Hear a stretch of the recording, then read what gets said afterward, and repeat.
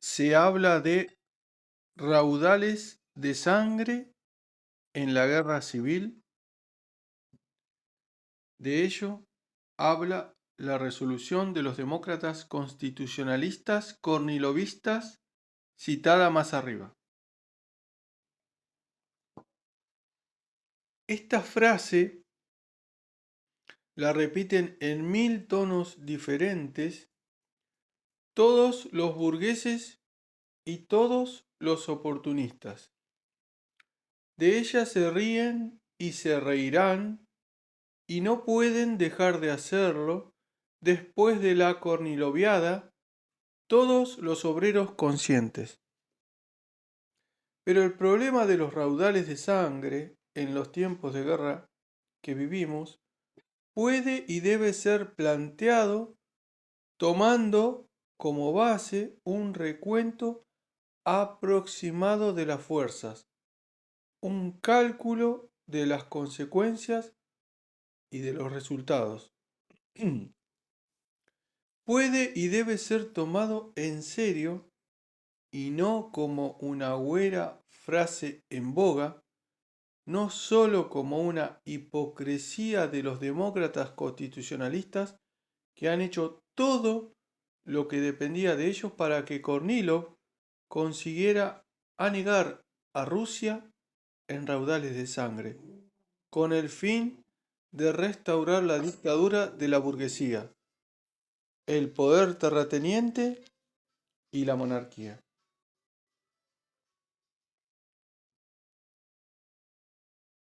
Raudales de sangre, se nos dice.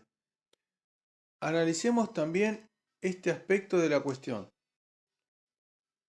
Supongamos que continúan las vacilaciones de los mencheviques y de los eseristas, que tanto unos como otros no transmiten el poder a los soviets, no derriban a Kerensky, renuevan el viejo y putrefacto compromiso con la burguesía en una forma un poquito diferente.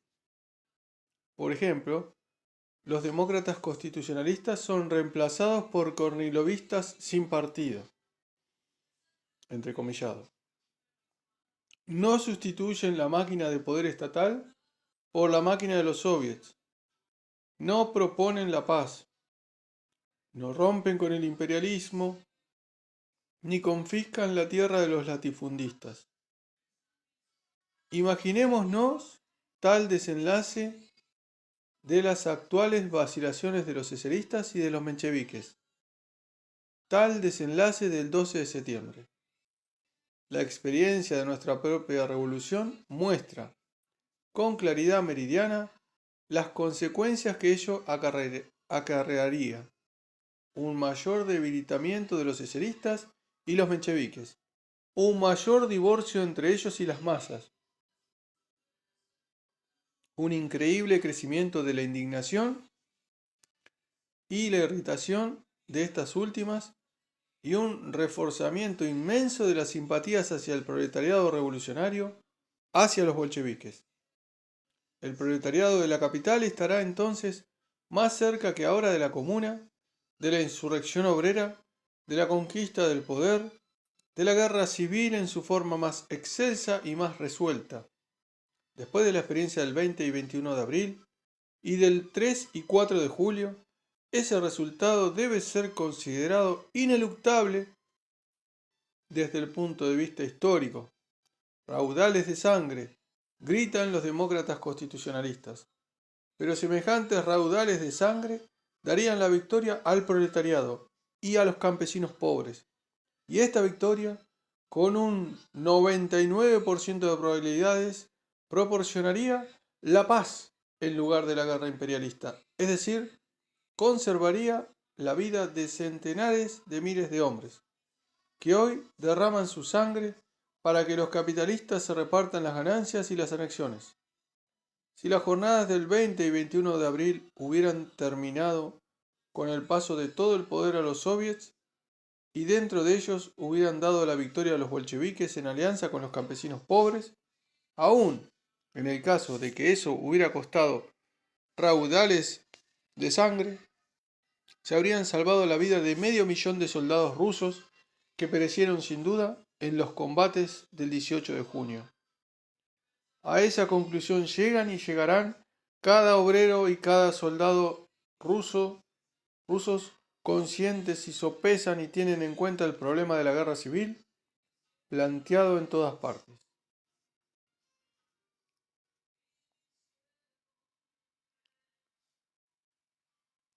Y, como es natural, a ese obrero y a ese soldado que han vivido y reflexionado algo, no les asustarán los alaridos acerca de los raudales de sangre lanzados por hombres, partidos y grupos que desean cegar las vidas de 9 nuevos millones de soldados rusos por Constantinopla, por Lvov, por Varsovia, por la victoria sobre Alemania.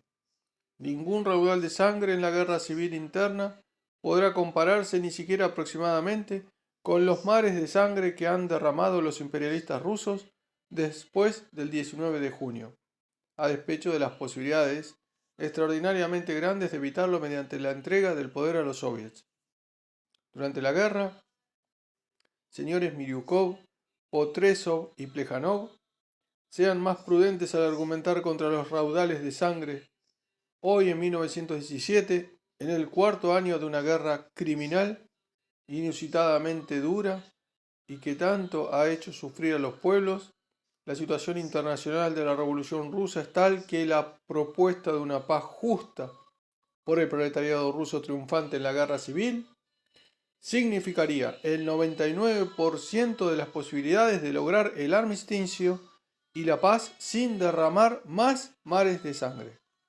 Porque, en la práctica, es imposible la unión de los imperialismos anglo-francés y alemán, hostiles entre sí, contra la República Socialista Proletaria de Rusia, y la unión de los imperialismos inglés, japonés y norteamericano contra nosotros es sumamente difícil de realizar y no la tememos en absoluto, aunque solo sea por la situación geográfica de Rusia.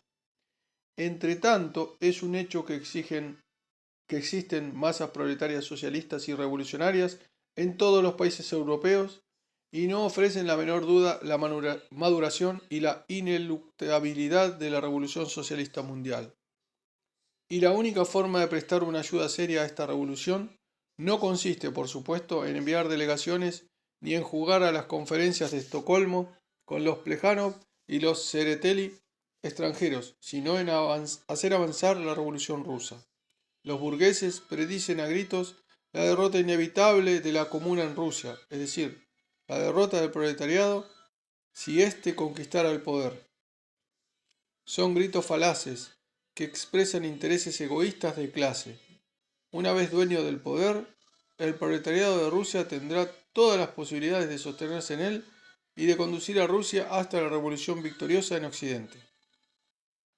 Porque, en primer lugar, hemos aprendido mucho desde la comuna y no repetiríamos sus funestos errores, no dejaríamos los bancos en manos de la burguesía, no nos limitaríamos a defendernos de nuestros versalleses, los cornilovistas también, sino que pasaríamos a la ofensiva contra ellos y los aplastaríamos.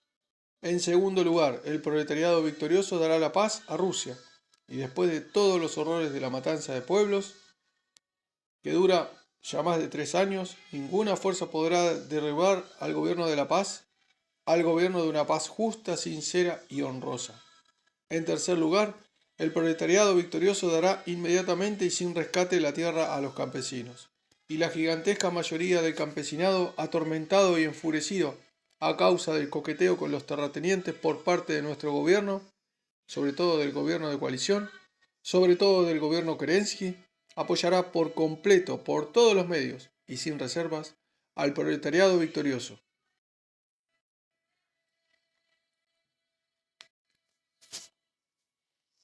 Ustedes, señores mencheviques y eseristas, hablan sin cesar de los esfuerzos heroicos del pueblo. Hace solo unos días encontré esta frase una y otra vez en el artículo de fondo de su Izvestia del SEC. En sus labios. Eso es únicamente una frase, pero los obreros y los campesinos que la leen meditan sobre ella, y cada reflexión corroborada con la experiencia de la Korniloviada, con la experiencia del ministerio de Pellejonov, con las experiencias del ministerio de Chernov, y etc., cada reflexión conduce inevitablemente a una conclusión.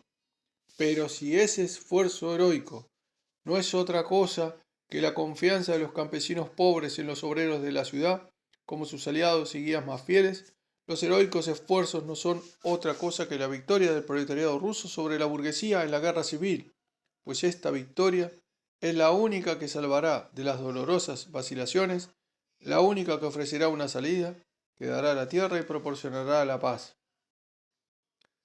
Si se puede realizar la alianza de los obreros urbanos con los campesinos pobres mediante la entrega inmediata del poder a los soviets, tanto mejor. Los bolcheviques harán todo lo posible para asegurar esta vía pacífica de desarrollo de la revolución. Sin eso, la Asamblea Constituyente sola, por sí misma, tampoco será la salvación, pues también los eseristas podrán continuar en ella el juego a los acuerdos con los demócratas constitucionalistas, con Brezhkov y Brezhkovskaya y Kerensky. ¿En qué son ellos mejores que los demócratas constitucionalistas? Y etcétera, etcétera. Si ni siquiera la experiencia de la Korniloviada ha enseñado a la democracia, y ésta sigue la funesta política de vacilaciones y conciliacionismo, entonces diremos, nada destruye tanto a la revolución proletaria como esas vacilaciones. No asusten, pues, señores, con la guerra civil. Esta es inevitable si no quieren ustedes ajustar cuentas a la Korniloviada y a la coalición ahora mismo y hasta el fin. Y esta guerra proporcionará la victoria sobre los explotadores, dará la tierra a los campesinos, dará la paz a los pueblos y abrirá el camino seguro de la revolución triunfante del proletariado socialista mundial. Escrito en la primera quincena de septiembre de 1917, publicado el 29 de septiembre de 1917 en el periódico Rabochi Put número 12. Se publica según el texto del periódico.